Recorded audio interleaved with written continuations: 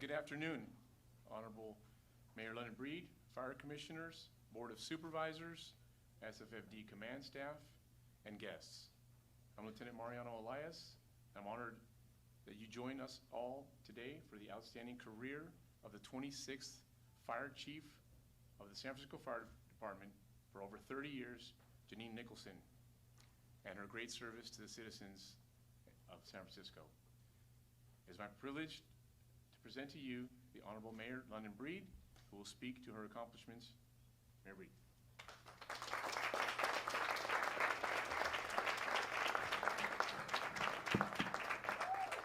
Thank you all so much for being here to honor an extraordinary leader, an extraordinary public servant who has dedicated her life to the San Francisco Fire Department for over 30 years, and who, when I asked to serve as chief, it is one of my most incredible accomplishments to have selected someone who was so beloved in this department and who has worked in every corner of this department in so many capacities.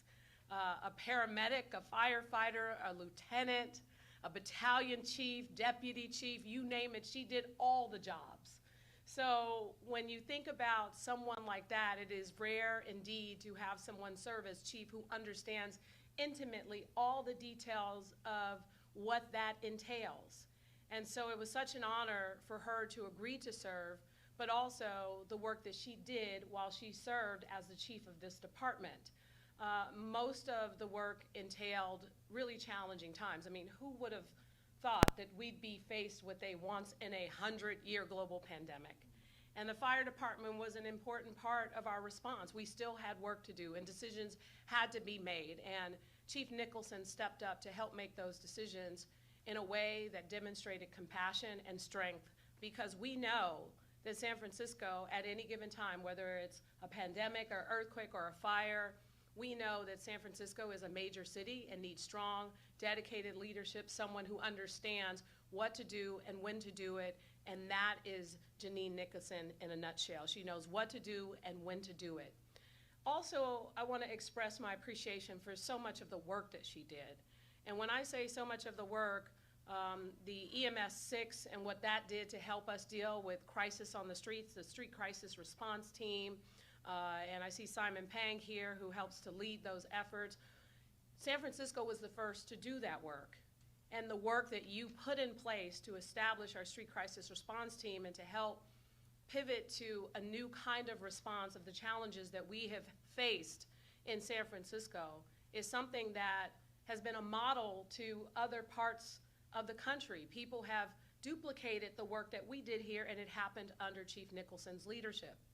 I also am so proud of what you have done to diversify and uplift this department through programs like City EMT, which we know is a first opportunity for young kids who grow up in San Francisco who want a chance to be a part of this department but aren't quite ready.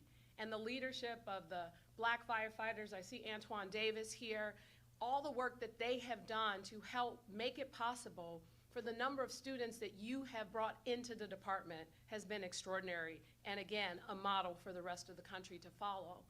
I can go on and on about the accomplishments of Chief Nicholson. Working with her was easy. And when I say easy, we just had our conversations. We were pretty much always on the same page, and she got the job done. Whether it's working with the commissioners who are joining us here today, we appreciate your leadership as well, or the command staff and the rank and file and other members of the department.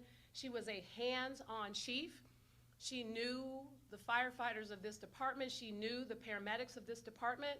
And the work we accomplished to get a number of stations built, including finally Station 49, that is really an incredible, clean, easy to use, user-friendly for those who remember what the old station was like. This was a real significant change. Increasing our ambulance fleet, helping to address issues around mandatory overtime, you name it. The leadership and creativity of the leadership was instrumental in helping move this department forward and keeping it on the right path. So I am incredibly grateful for her leadership.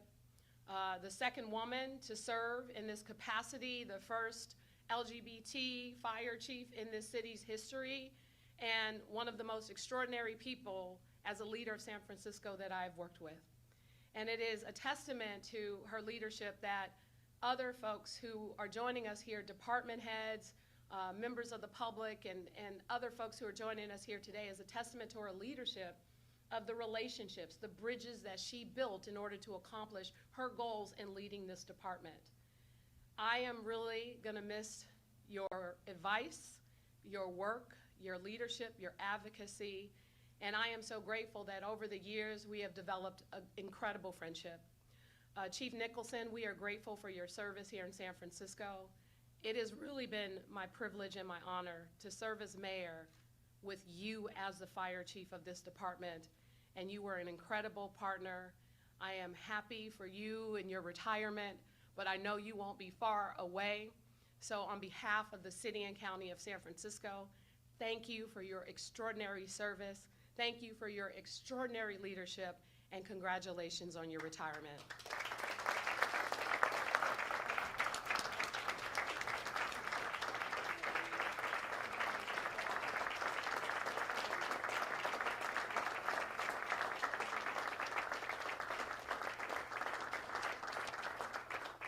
Y'all gonna make me cry. Sit down. There's no crying in the firehouse. Wow. Thank you, Mayor Breed. I'm not great at taking that in, so just give me a moment here. But thank you, thank you, thank you. Greetings, everyone. I am still your San Francisco Fire Chief Jeanine Nicholson. You ain't getting rid of me just yet. And let's just clear up some rumors. I am retiring because I have some health issues, and that's all I'm going to say about it. There is no forced retirement. None of that baloney is happening. I am retiring because I've been telling folks in this department for years to take care of themselves. And I have not listened to that advice. And so my body has finally told me I need to listen to that advice. And so that's what I'm doing. Mayor Breed, like, wow, what an opportunity this has been. What a wild ride it has been. COVID, are you kidding me? APEC, are you kidding me? Like, what else, you know? You know, it's been awesome to work for a groundbreaking and glass ceiling busting mayor, you know? You've been a mentor to me. And a thought partner with me, and we've done so much good stuff for this department, some of which you mentioned, you know, so it's been an honor. Thank you.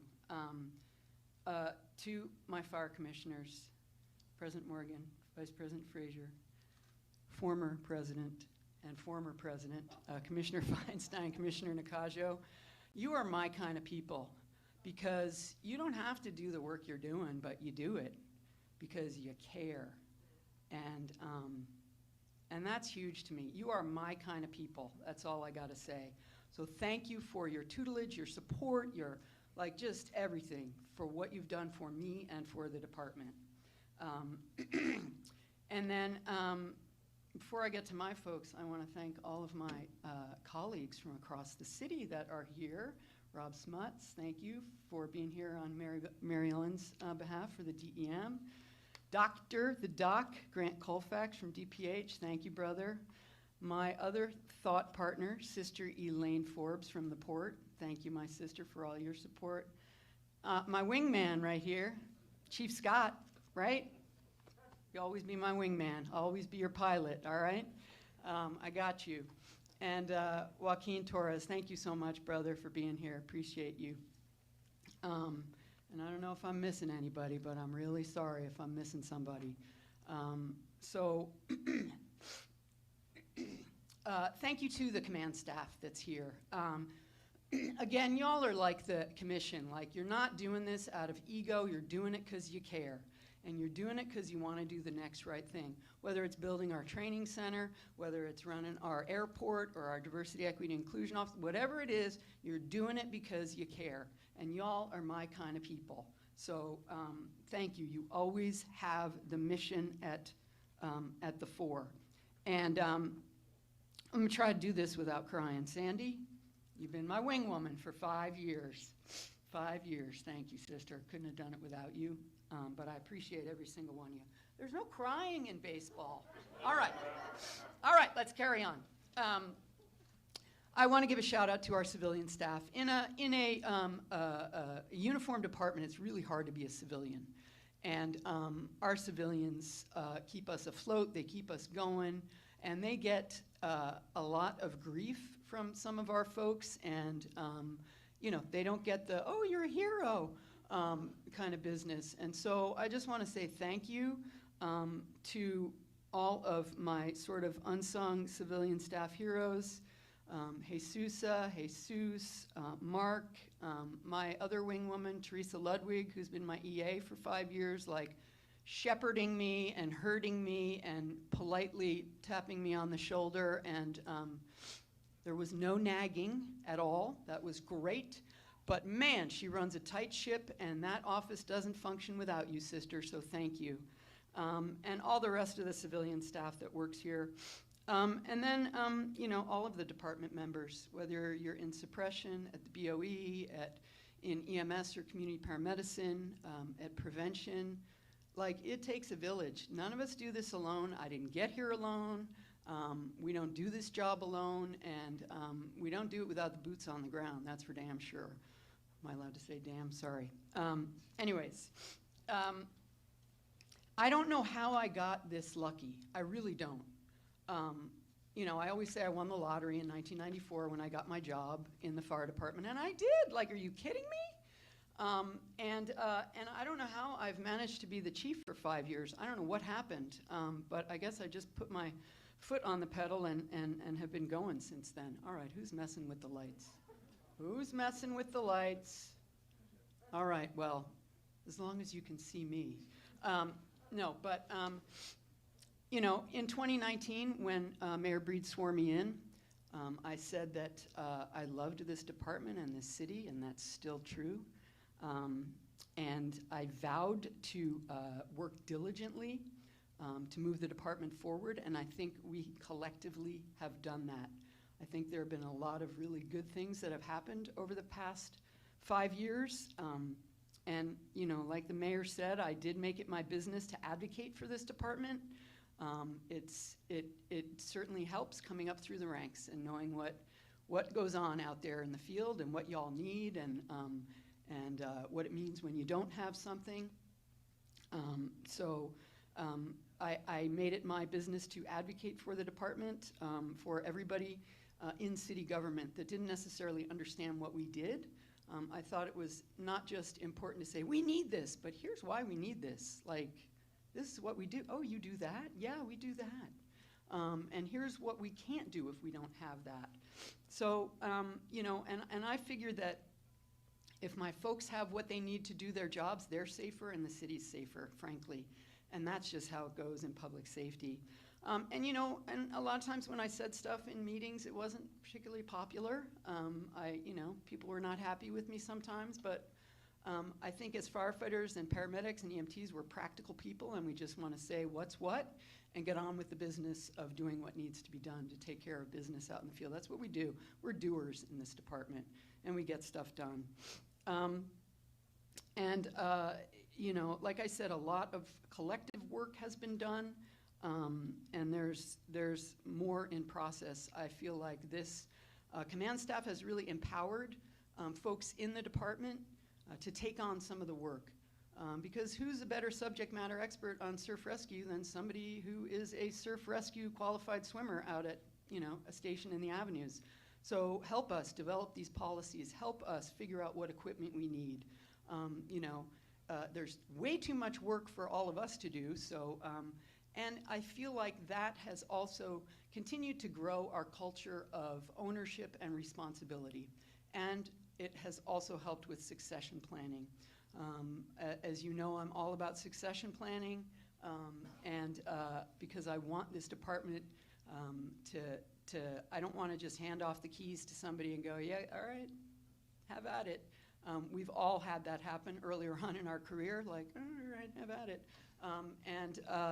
It's much easier when we know what's going on. And so the succession planning efforts we've done, I think, have really, really served us well and will continue to serve us well, frankly. The training center land, wow. Thank you, Mayor Breed, for helping us get that bond, getting that money on that bond for us. And then thank you for the extra money you put in the budget to get that piece of land that we couldn't use bond funds for. You know, another $7 million. I know that was not easy given sort of budget deficits, but we were able to secure over 7 acres of land for a training center. We don't have a training center, we don't have a department. So this was huge to get that done, and it took years. It took a ton of people in the city to get it done, a ton of advocacy at the state level as well, but we got it done, and now we have Chief Miller running the show on that, and it's in good hands. It is in good hands. We're going to have a great training center, and I just won't be using it, which is a bummer, but it's going to be a great training center. So, you know, we've, not to bore you all to death, but I might, you know, disaster preparedness was a big thing I talked about to the mayor when I was interviewing. And Chief Articeros Brown has really done so much work on that with getting incident management teams up and running, helping with mutual aid stuff, and just, yeah, doing a great job. We are more prepared with training and equipment now for a disaster than we have been. And that's all I want to do is just keep moving the I won't say needle, moving the, you know what I mean, forward a little bit. Just one foot in front of the other, doing the next right thing. Also, we've hired over 640 people in the last 5 years in a 1,700 or 1,800 member department. Thank you for that ability to do that. To grow our EMS, which needed to grow to meet the demand in the city, and community paramedicine. But also on the suppression side, we were working mandatory overtime all the time. It was tough on people and their families. And now we're a young department, but you know what? Our operations are really, really tight, like really good. That fire that y'all went to in July that was sort of the hoarder's house, how that didn't become a greater alarm, I don't know. Kudos to you, Darius Luttrop, and your ACs that ran that show, seriously. So anyways, staffing, right? Staffing, I'm super proud that we've gotten numbers back up. And don't worry, I won't cut into anyone's nap time here. Almost done, just a couple dozen more pages. As the mayor said, community paramedicine, right? Incredible stuff. I think it's misunderstood by some. But it is an alternative to policing. It is innovative. It gets people help they need, and it is San Francisco's program has developed, under Simon Pang, has developed the statewide curriculum for community paramedicine in the state. Like he's got departments from all over the country calling him. I don't know how you have time to do your own job, Simon, but. We'll talk about that later. Yeah, so like just amazing, amazing work. Addressing sort of the unhoused crisis and the opioid crisis and all of that. You know, we also worked on the health and safety of our members with having a Matt Alba, there you are, brother, a health, wellness, safety division, because mental health is a thing among firefighters and EMTs. We see a lot of stuff that nobody else sees. And cancer is a big deal as well. And so how do we prevent that? And so we've been working with, to get PFAS-free turnouts. We have doggies now that you can pet to lower your blood pressure, which I love. But we have all sorts of other resources too. And we're doing all sorts of other great stuff. We're going to have a USAR team here. Like, we have needed a USAR team here, Urban Search and Rescue team here, for a long time, and we now are working with the state on that. So, like, I won't be here to see it to fruition, but it's going to be pretty great when we're able to deploy that here or elsewhere, you know, to help people. Like the mayor said, we got through COVID. We staffed APEC. Whenever something needed to be done during these past 5 years, y'all just stepped up and did it. And I'm so grateful for that, and I'm so proud of that. When we needed to staff APEC, you stood up and did it. When we needed to get through COVID, you staffed the operations center. You staffed the engines and the trucks and the ambulances when we didn't know what the heck it was. And you just went out there and did your jobs. And that's what I just love about this department. But really, one thing I do want to talk about that I spoke to the mayor about when I was interviewing for this position years ago is sort of the Diversity, Equity, and Inclusion Office and Initiatives under ADC Sean Buford now. I was really interested in doing some things differently in the department, in the way we hired. I didn't want to be the only person like picking people. And so we set out and we have, you know, panels of firefighters, paramedics, EMTs that are interviewing folks. You're the ones going to be working with these people for the next 30 years. Who do you want to work with? You know what the qualities are. And then those names get referred up to me, and I work with Chief Buford and others to pick folks that will be a good fit for our department. And it's, you know, I think a lot of that was born out of where I came from. I came around during the consent decree when the department was ordered to diversify, and I was fortunate enough to get hired then. And I also am a woman in a man's profession, and so I see some of the stuff that happens. I've, you know, received, or I've been on the receiving end of some of that stuff, and so I get it, some of the things that need to change. And, you know, also being from the LGBTQ community, I have had an insight into discrimination, and that has helped me to better understand all different communities. And the other thing is, you know, listening to people who have the lived experience has been super important. And so when I wanted to start an EMT program, I wanted to diversify our EMS ranks. And so I talked to a woman named Attica Bowden, who you know, Mayor Breed knows, who was an assistant fire marshal in our department. She and I used to teach NERT together. I said, I want to do this. I want to diversify EMS. It was mostly white men. No offense, white men are some of my best friends, but you know, I wanted to diversify it because I know it's important to have people showing up to you in your time of need that look like you. And so I said, I want to do this thing. And so she created a program where we take in, and for the media that's here listening, you should do a story about this, because this is a feel-good story.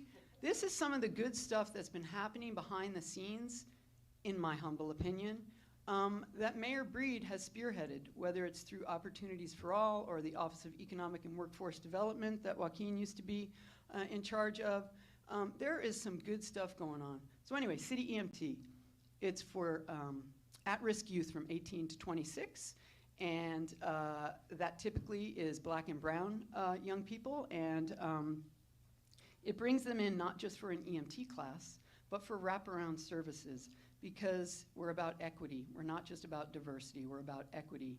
And so some folks didn't have the same experiences I had growing up, where they had access to a good education. They had access to a crime-free neighborhood, or whatever it is, right? And so we wanted to give folks everything that they needed, whether it was trauma counseling, life coaching, financial literacy, whatever, to make them as capable as possible in succeeding. And some of that came from the lived experience of our mayor. I remember, Mayor, you saying you were DoorDash before DoorDash even existed, because you wanted to work at an internship in City Hall, but you weren't getting paid. And so, you know, you still had a hustle. And so, you know, you listen to stuff like that and you go, oh, all right, so we paid these young people. And 100 of them have graduated from City EMT, and we've hired 25 of them in our department, and they are contributing members of our department. We didn't change any standards, and it has been such a cool program. I could talk about it for days, but I know some folks are getting a little antsy. But to the media, I say, do a piece on what some of the black women in this city have put together that's changing lives. 25 people have gotten a step into the middle class in this fire department. The other 75 have gone on to other things. Some of them work for other ambulance companies, police officers, just all sorts of things. So that's life-changing, life-changing. And so, you know, I also just want to say that this has not been all Pollyanna-ish. As we know, the last 5 years has been really, really challenging for a lot of us. Whether we lost a family member or a spouse or whatever it is, or one of our own firefighters. And early on, we lost Jason Cortez. I don't think there's anything harder than losing one of our own. And more recently, we lost Steven Silvestrich, and we had Gary and another Steve in between there and others. And so it is, it's a reality for us, but it's really hard on us. But it also shows what we're made of when we come together. And that has been, yeah, that's been super difficult, you know, carrying that. And so thank you for doing that with me. And, you know, we get through it together. We carry on because we, you know, we have to carry on. And just a couple other things. You know, I'm here because somebody like me recruited me back in the day. So if there are people out there that, you know, look like you or don't look like you, tell them we're hiring. And we're always hiring, and this is in my humble opinion, the greatest job I ever could have had, ever, ever, ever. So a couple of last things. You know, I just want to thank former Chief Joanne Hayes-White for seeing the sort of the potential in me when she selected me as her Deputy Chief of Administration, and I immediately said no. That, my friends, is called imposter syndrome. Then I sort of smacked myself across the face and said, oh, hell yeah. And so, you know, and she put me sort of on this path. So I got lucky to be of service my whole career. Like, who gets to do that, to be of service their whole career? You know, I just wanted to do the next right thing. We haven't gotten everything we asked for, and that's how it goes, and we get to be adults about it and figure out another way. But we do need a fleet replacement plan. That is my numero uno. We need a fleet replacement plan, and so I'm sure somebody will be bugging you about that, Mayor, in the future. If not me, might be me, I don't know. You know, but we have been cared for by this mayor, make no mistake about it. Training center, we have not had our budget cut once. Other departments have. Sorry if you guys have, sorry. You know, we have been cared for in so many ways by this mayor. You know, and again, just lastly, I didn't get here alone.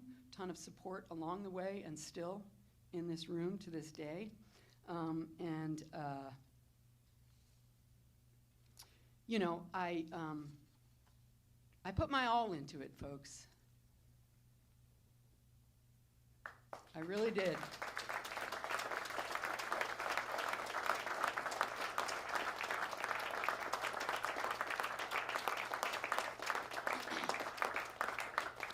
Again, no crying in baseball. You know, I didn't always get it right, but I learned and tried again the next day. All right, let's see what we can do. And so, you know, I feel like my heart was always in the right place. And, you know, so thank you to everyone in here, every EMT, paramedic, you know, analyst, you know, executive administrator, everybody in every position in this department. Ed Chu, my classmate, right there, buddy. 89th strong, brother. You're staying longer than I am. But, you know, everybody. It's been much more than a career, as we know. It's much more than a career. So, again, thank you to Mayor Breed. And to my people, I know you're going to keep on keeping on. And, you know, this is your department. It's your department, whether you got 10 minutes in or 30 years in. It's your department, so own it. And, you know, I have faith in you and trust in you that you're going to do that. And that if you remember the oath, if you remember our mission statement and act on those, you can't go wrong. You'll just be able to do the next right thing. So thank you very much.